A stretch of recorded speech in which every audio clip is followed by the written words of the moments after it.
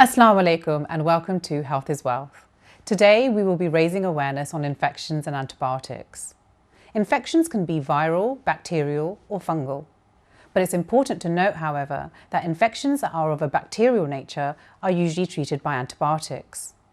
Antibiotic resistance is on the rise at an alarmingly high rate. So it's very important that you take your antibiotics as prescribed, on the right dose, the right time and the right duration.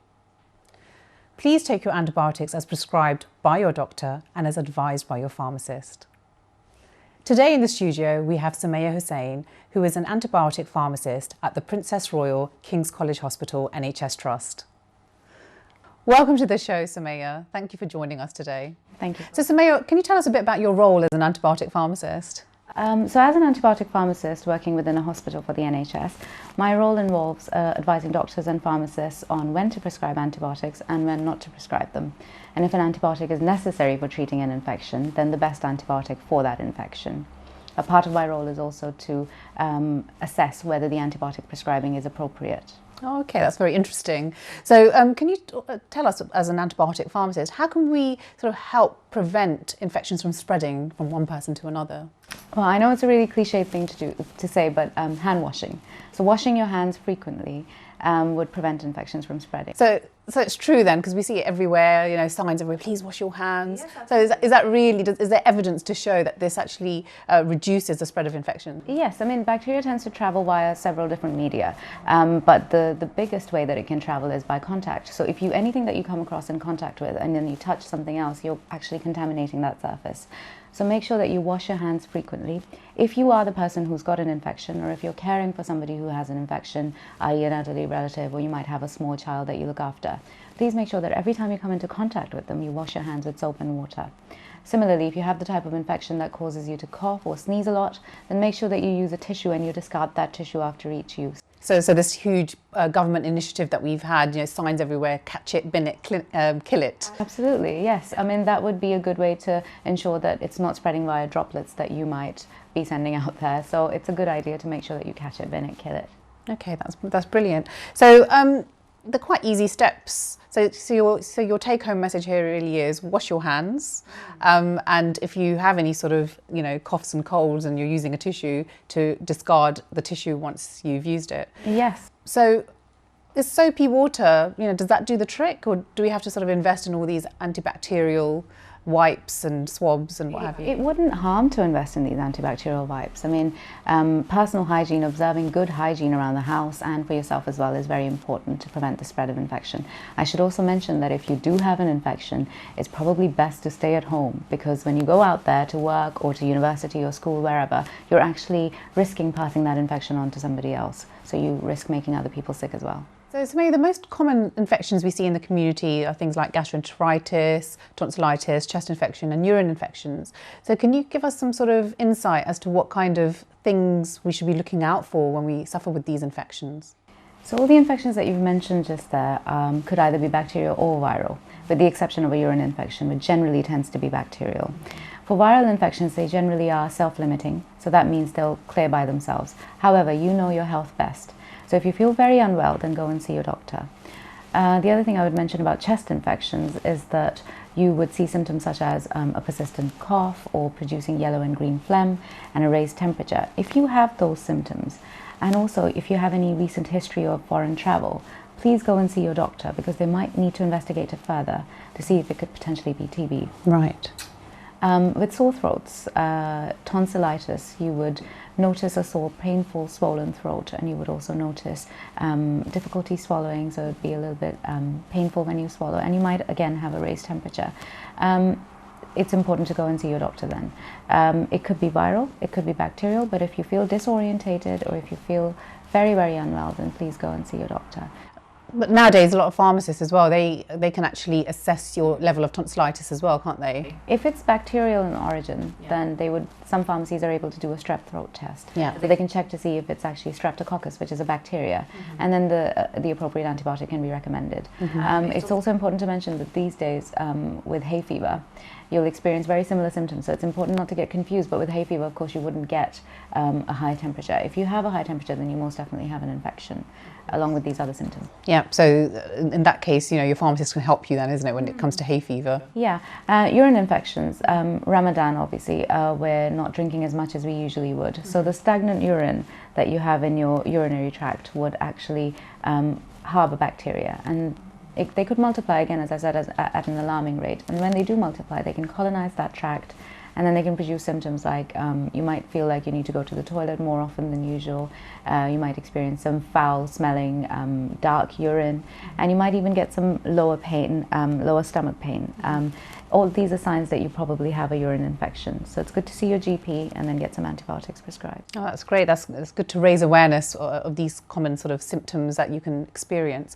So antibiotic resistance is a huge public health issue at the moment, and it's a huge concern as well worldwide. So what's your sort of take? What is antibiotic resistance? Bacteria multiply very rapidly. So you could get some bacteria that can potentially produce 1 million copies per day or more than that. When they do multiply this rapidly, they also have the ability to modify their genes. What I mean by that is they can develop a mutation. When they develop these mutations, they will no longer be sensitive to the drug that they're being exposed to. So what's a mutation? A mutation is their ability to adapt themselves so that the drug that you're exposing them to will no longer be effective.